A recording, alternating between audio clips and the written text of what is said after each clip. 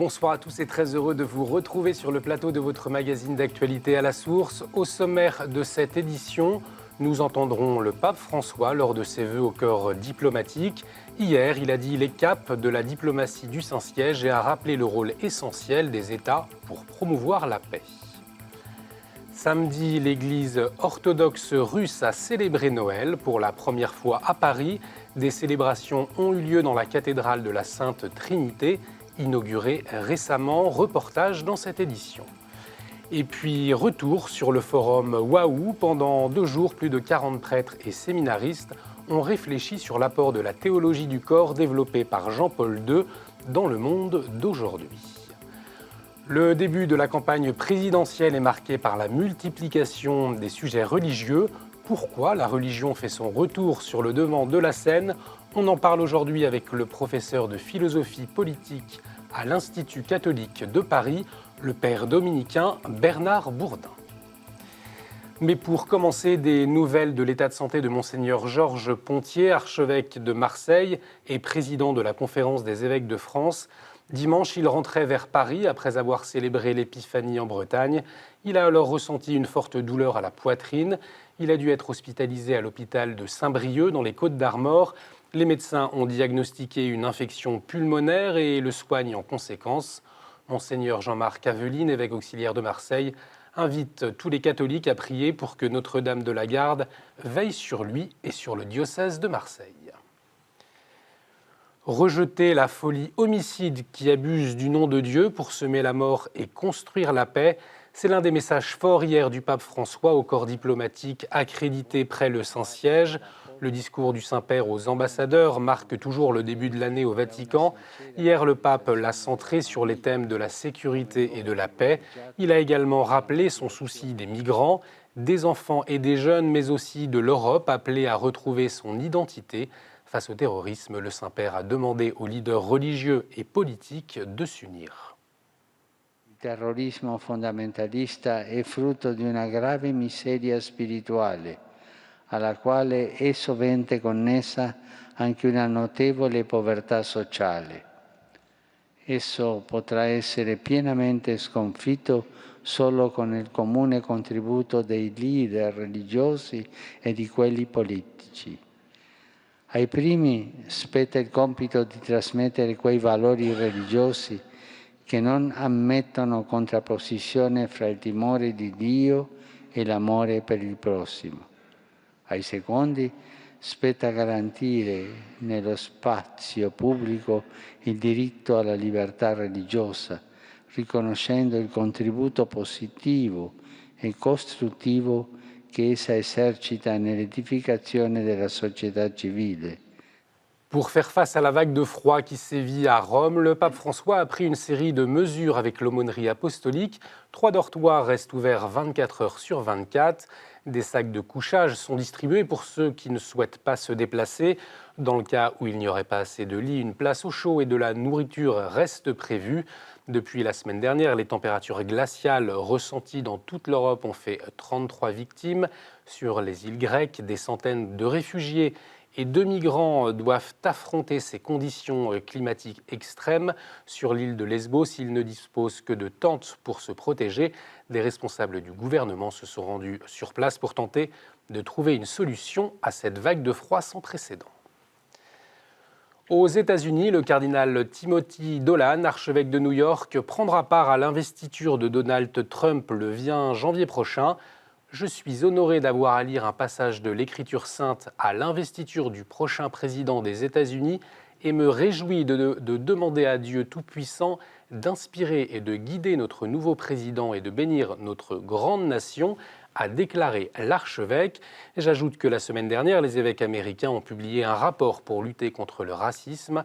Après les violences qui ont ponctué l'année 2016, l'épiscopat a décidé de réfléchir à ce phénomène via un groupe baptisé Paix dans nos communautés. Il est dirigé par l'archevêque d'Atlanta, Monseigneur Wilton Gregory.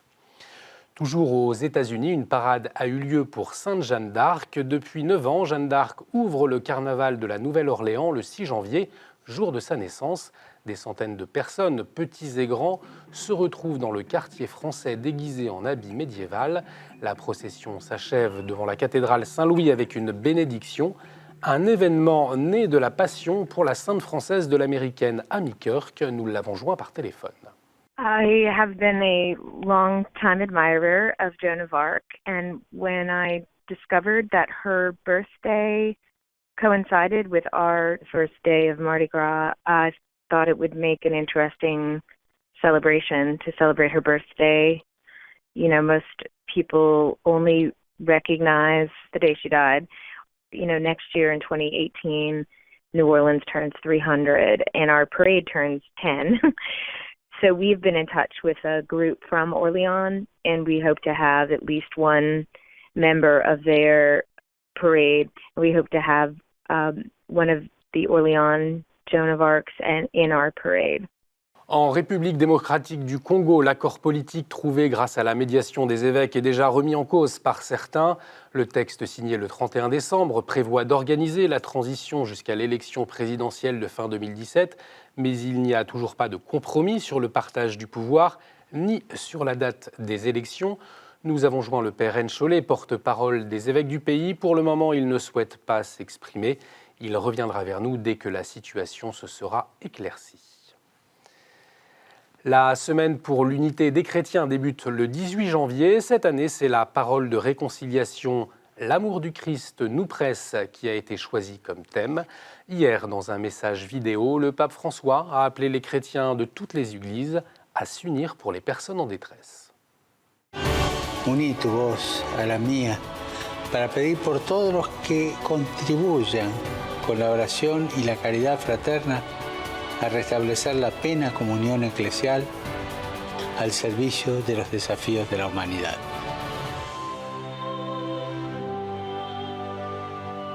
L'Europe dans la crainte de la menace du terrorisme fondamentalisme et la valeur de la personne et la liberté religieuse, c'est le thème du 5e Forum européen orthodoxe catholique.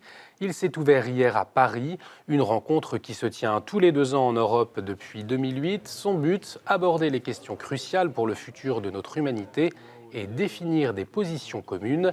Cette année, les travaux sont présidés par le métropolite Gennadios de Sassim du patriarcat œcuménique et le cardinal Peter Erdo, archevêque d'Esztergom-Budapest.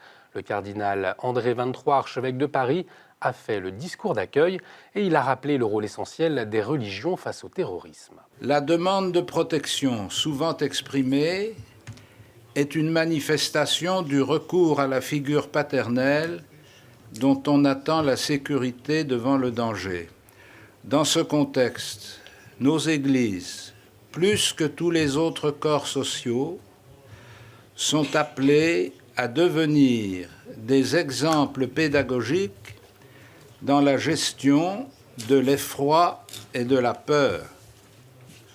Nous sommes invités à montrer en qui nous mettons notre espérance. So here, in this country, in other countries, in Germany, in Italy, in Greece, in Turkey, in Middle East, everywhere where the dignity of human person is attacked and challenged. It was a very painful year. We expect that our forum will bring insights of thinking and will inspire those that guide the dignity of our world and our destiny. Our churches, Catholics and Orthodox, cannot be indifferent in the present situation, at least in Europe. We have to cooperate together, to work together in the spirit of mutual respect and Christian fellowship and love. This is the only instrument that we have. We have all the spiritual instruments that we can offer to this world. We are not politicians. We are very modest people of God. Pour la première fois à Paris, les orthodoxes russes ont célébré Noël dans la nouvelle cathédrale de la Sainte Trinité. Souvenez-vous, elle a été inaugurée début décembre par le patriarche Cyril de Moscou et de toute la Russie. L'Église orthodoxe russe a conservé le calendrier julien introduit par Jules César. Il comporte 13 jours d'écart par rapport au calendrier grégorien.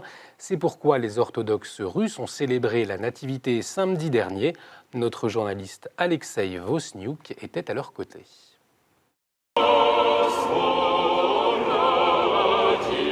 Православного Рождества, я думаю, что для каждого верующего это особый момент.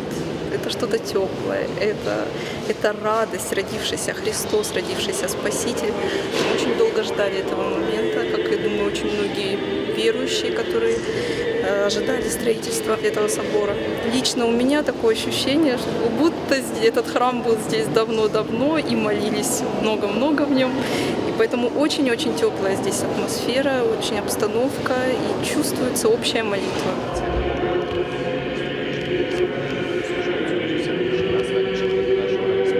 Les gestes des prêtres symbolisent la descente de l'Esprit Saint sur le pain et le vin et le début de leur transformation spirituelle en corps et sang du Christ. Le premier Noël dans cette église est donc devenu l'occasion pour tous les chrétiens parisiens de se rencontrer. Et le partage, il est là, il est au-delà de la langue, au-delà des personnes, des horizons. Et je suis heureux de pouvoir venir maintenant dans cette nouvelle église. Этот храм построен, конечно, для всех православных. И здесь будут и румыны, и молдаване, и украинцы, и русские, и православные французы. И не только, наверное, православные, потому что вы сами видите, какое количество просто людей, которые хотят увидеть, что такое русский храм.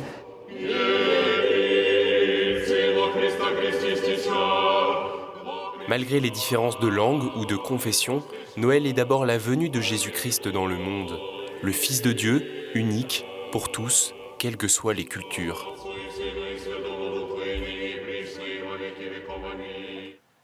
Le père Jean-Michel Amourieux a été élu supérieur général des eudistes lors de l'Assemblée générale de la Congrégation de Jésus et Marie samedi dernier au Mexique. Moins d'un an après avoir été élu supérieur de la province de France des eudistes, il devient, pour 5 ans, le 26e successeur de Saint Jean-Eudes. Le père Amourieux succède au Colombien, le père Camilo Bernal. Les eudistes comptent 400 religieux dans 18 pays. Découvrir la beauté du corps, sa signification et sa vocation. Pendant 2 jours, plus de 40 prêtres et séminaristes ont participé à un forum Waouh. Il s'est terminé ce soir à Paris dans la crypte de l'église Saint-Ferdinand des Ternes. Ce forum est ouvert à tous les adultes soucieux de découvrir la théologie du corps développée par Saint Jean-Paul II. Après la publication de l'exhortation sur la famille Amoris Laetitia, de nombreux prêtres ont demandé une formation spécifique, un éclairage pour identifier des applications pastorales et transmettre l'évangile de la famille. Mais en fait, la théologie du corps de Jean-Paul II, elle s'adresse à tout homme, parce qu'elle rejoint vraiment tout homme sur ce qu'est la vérité en fait de son être, c'est-à-dire qu'on est fait pour le don, et le don de tout ce qu'on est jusque dans le corps, parce qu'on peut se donner simplement par l'intention, mais ça ne suffit pas, et que le vrai don, il engage le corps. Sur le forum, c'est qu'en fait, ça m'a permis grâce au message du Christ, de m'unifier. Comme beaucoup de jeunes filles ont grandi avec cette image très médiatique du corps parfait, de la personne parfaite. Et du coup, il y avait vraiment pour moi une différence entre l'âme, l'intelligence et le corps. C'était 2 choses différentes et le corps me pesait. Et grâce au forum, j'ai compris qu'en fait, c'était un tout, quelque chose qui était uni. C'est pas 2 choses différentes, c'est pas 2 personnes différentes, que c'est uni et que le corps est beau et magnifique parce que Dieu l'a voulu comme il l'a voulu. Moi, il me semble que la théologie du corps permet de dépasser un obstacle fondamental dans notre société qui est un préjugé très moralisateur, desséchant de la vie chrétienne. Le chrétien, c'est celui qui a une morale un peu sèche. Or, c'est pas du tout ça, et la porte d'entrée proposée par la théologie du corps le montre de manière merveilleuse. Une toute nouvelle application disponible pour bénir vos proches avec vos téléphones portables. Elle s'appelle God Bless You. Elle vous permet de bénir vos amis à partir de leurs photos. Concrètement, vous pouvez faire une croix sur la photo d'une personne sur les réseaux sociaux. Elle verra que vous l'avez bénie. C'est l'idée originale de Sébastien Poncelet, un fidèle du diocèse de Rouen. Pour lui, cette application ne doit pas être l'appli des cathos pour les cathos, mais doit permettre une ouverture. Et pour la première fois de l'histoire, une femme a été nommée à la tête des musées du Vatican par le pape François. Barbara Jatta a pris ses fonctions il y a quelques jours. Archiviste de formation, elle succède à l'ex-ministre de la Culture italien Antonio Paolucci. Barbara Jatta sera à la tête de 12 établissements culturels, dont la célébrissime Chapelle Sixtine, qui accueille chaque année près de 5 millions de visiteurs. Et on poursuit notre édition avec le père Gonzalo Mezza et la Chronique du Monde. Il nous parle de la 5e rencontre hispanique, une initiative de la Conférence des évêques catholiques des États-Unis.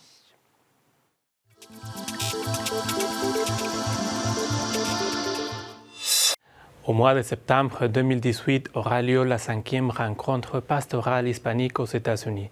Cette rencontre, ou encuentro en espagnol, est une initiative de la Conférence des évêques catholiques des États-Unis, qui a comme but l'implémentation des programmes pastoraux pour mieux servir la communauté catholique en Amérique. Cette 5e édition de la rencontre pastorale hispanique a commencé l'année dernière, 2016, et finira dans l'année 2020. Pourquoi elle est si longue?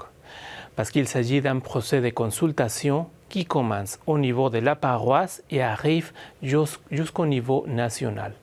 Le devoir de chaque paroisse, de chaque région et de chaque diocèse est de discuter et proposer des programmes pastoraux pour mieux servir le ministère hispanique. Après la consultation au niveau paroissial et régional, il y aura en 2018 la réunion nationale au Grapevine, Texas, où il s'attend la participation de 3000 délégués. La dernière phase est l'implémentation des initiatives dans tous les pays au niveau régional, diocésain et paroissial aura lieu aux années 2019 et 2020. Le pape François a encouragé aux Américains à participer dans cette rencontre.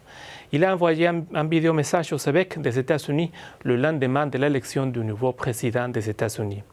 El encuentro, la rencontre, il a dit, cherche à reconnaître et à mettre en valeur les dons spécifiques que les catholiques hispaniques ont offerts à l'Église. Notre défi, il a continué, c'est de créer une culture de la rencontre qui encourage les individus et les groupes à partager la richesse de leurs traditions, à abattre les murs et à construire des ponts. Je vous tiendrai informé du procès de cet encuentro aux États-Unis. Finalement, au commencement de cette 2017, je vous souhaite une bonne année pleine de bénédictions. Que Dieu vous accorde sa grâce et sa paix. Bonne et heureuse année. Merci Père Mezza. Tout de suite, on retrouve notre invité, c'est notre dossier.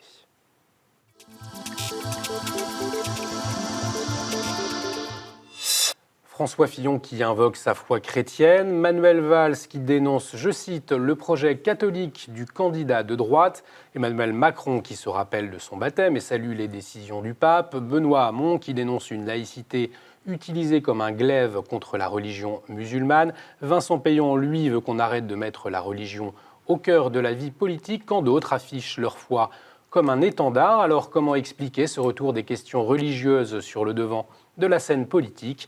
On en parle avec vous, Père Bernard Bourdin. Vous êtes professeur de philosophie politique à l'Institut catholique de Paris. Bonsoir. Bonsoir. Alors pour commencer, qu'est-ce que vous avez pu observer ces dernières années sur la façon dont les politiques se positionnent par rapport à la religion ? On peut observer une mutation assez considérable finalement. Je ferai remonter cette évolution au mandat présidentiel de Nicolas Sarkozy, où on a vu un président qui n'hésitait pas à mettre sur la place publique, en quelque sorte, il l'a écrit lui-même d'ailleurs, la question de la religion comme un élément, je dirais, important de la laïcité. Là, quand il rappelle l'importance du curé par rapport à l'instituteur, oui. on se souvient notamment. On se souvient du discours du Latran, voilà. Effectivement, et puis le livre qu'il avait écrit alors qu'il était encore ministre de l'Intérieur. Donc en fait, c'était un peu annoncé déjà. Mais on pourra remonter un peu plus loin d'ailleurs. Moi, je me souviens que Jacques Delors lui-même, lorsqu'il avait été, il était entré au gouvernement de Pierre Mauroy, donc en tout début des années 80, bon, l'homme de gauche qu'il était n'avait pas hésité à affirmer qu'il était catholique. Mais on était dans une société quand même encore assez différente. Aujourd'hui, c'est devenu de plus en plus récurrent, en effet. Il y a une affirmation des identités. On vit dans ce qu'on peut appeler une démocratie des identités, alors avec les bons et les mauvais côtés. Comment est-ce qu'on peut l'expliquer, l'émergence de cette démocratie des identités, selon vous? À mon sens, la raison fondamentale, c'est que la laïcité française, là, pour le coup, n'accomplit plus exactement le même office qu'elle accomplissait autrefois. C'est-à-dire qu'elle était au fond non seulement un principe d'organisation de la société comme séparation des religions de l'État, notamment des églises, pour des raisons historiques évidentes, mais elle avait aussi sa propre morale. Elle avait, je dirais, j'aime bien dire, son principe spirituel. D'ailleurs, il faut rappeler que les devoirs envers Dieu en France, depuis Jules Ferry, étaient partie intégrante de l'enseignement jusqu'en 1923, je crois. Donc, il n'y a pas une incompatibilité forcément chez tous les penseurs et les politiques laïcs entre la laïcité et Dieu. Au contraire, il s'agissait même à la limite de le laïciser, ce que souvent on a bien oublié. Donc l'idée d'une transcendance qui présiderait au fond au fondement d'une morale laïque était dans l'esprit de beaucoup de laïcs qui étaient des spiritualistes. Et cette morale avait au fond sa substance, sa cohérence. C'était, comme disait Jules Ferry, la morale de nos pères, en fait, une morale héritière du christianisme. Donc elle avait un contenu. Et ça a bien marché, à mon avis, jusque, moi je suis d'une génération qui l'a encore connue, jusque dans les années 60. Alors pourquoi aujourd'hui, en 2017, les politiques affichent de plus en plus volontiers leurs convictions religieuses ou au contraire, justement, ils tiennent à exprimer leur distance? Parce que justement, la laïcité n'est plus, comme je vous le disais, dans cette perspective. Elle s'est de plus en plus, je dirais, au fond, elle a été prise en quelque sorte au rouet d'une individualisation croissante de notre condition depuis la fin des années 60, justement, au fond, après 68, on peut dire. Et l'individualisme triomphant a aussi ses revers. C'est que, au fond, la société est un peu vide, d'une certaine façon. Donc il faut, la nature ayant du vide, il faut la remplir, cette nature, par ce qui existe. Et ce qui existe, ce sont évidemment souvent des religions, pas uniquement le catholicisme, des religions. On le voit, par exemple, si on prend l'exemple de l'islam, qui est une religion qui historiquement est tout à fait extérieure à l'histoire multiséculaire française. On voit bien la différence de comportement entre les musulmans des années 60 ou 70 et ceux d'aujourd'hui, qui sont beaucoup plus assertatifs dans leur identité. Et c'est vrai des juifs, c'est vrai aussi d'une certaine forme de protestantisme et aussi, bien sûr, du catholicisme.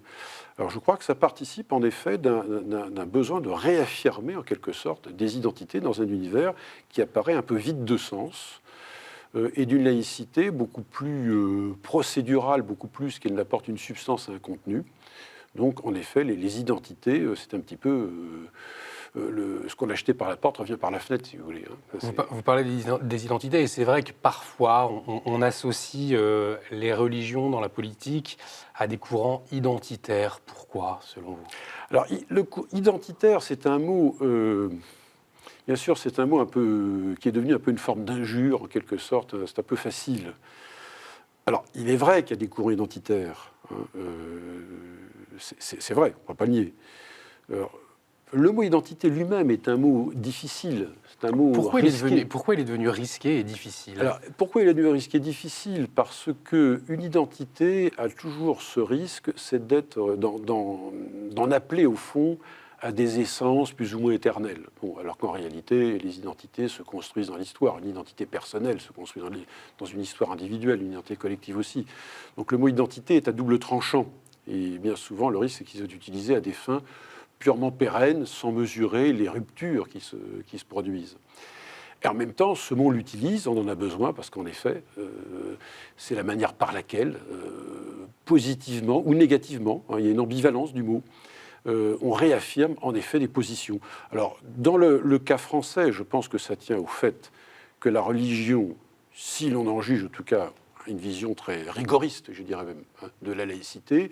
La religion doit être renvoyée dans la sphère du privé. Les croyances sont des affaires personnelles ou individuelles, et donc elles n'ont rien à faire dans la vie publique. Et la laïcité n'apportant plus, une fois encore, cette substance morale qu'elle nous apportait, qu'on apprenait à l'école, je me souviens, le matin, la journée commençait par une leçon de morale laïque. Eh bien, on n'a plus tout cela. Et donc, les religions réapparaissent comme des formes d'expression nécessaires, et au point même que dans la vie politique, on peut effectivement, naturellement, faire part de sa conviction religieuse et de la relier à une action politique. Voilà. Justement, une dernière question. Pourquoi à 5 mois des présidentielles, justement, certains s'emparent du sujet religieux, de la religion? Est-ce qu'ils ont quelque chose derrière la tête, selon vous? S'emparer, ça dépend. Si on prend l'exemple de Fillon, moi je crois qu'il a tout simplement naturellement affirmé sa conviction. Je ne vois pas ce qu'on pourrait lui reprocher. D'ailleurs, il a fait ce qu'a fait autrement Delors 30 ans plus tôt. Je suis gaulliste et chrétien, d'ailleurs. Il n'a pas dit catholique, il a dit chrétien. Donc, ce qui est plus large. Et puis, en se situant dans un héritage politique. Bon, je ne vois pas ce qu'il y a de choquant, ce qu'un homme politique puisse effectivement dire voilà comment je me situe, et ce qu'il y a de contraire à la laïcité. Autre chose, s'il était élu chef d'État, il devra faire le départ des choses entre ce qui relève de sa conviction personnelle et de sa fonction. Par exemple, le général de Gaulle, en tout cas, il me semble que c'est assez prouvé, ne communiait jamais dans des cérémonies publiques alors qu'il était présent en tant que chef d'État. Mais lui, à titre privé, évidemment, dans les situations privées, il assumait pleinement sa foi. C'est des situations un peu difficiles. Mais dans le cas présent, si on prend la déclaration récente de Fillon, c'est un candidat qui affirme sa conviction. Il n'y a rien en tant que tel de clivant et d'instrumentalisant. Merci beaucoup, Père Bernard Bourdin, pour votre éclairage. Merci à vous de nous avoir suivis. Vous pouvez retrouver cette émission sur notre site internet www.ktotv.com. Vous pouvez réagir sur les réseaux sociaux avec le hashtag à la source. Merci de nous avoir suivis. À jeudi, excellente soirée sur KTO.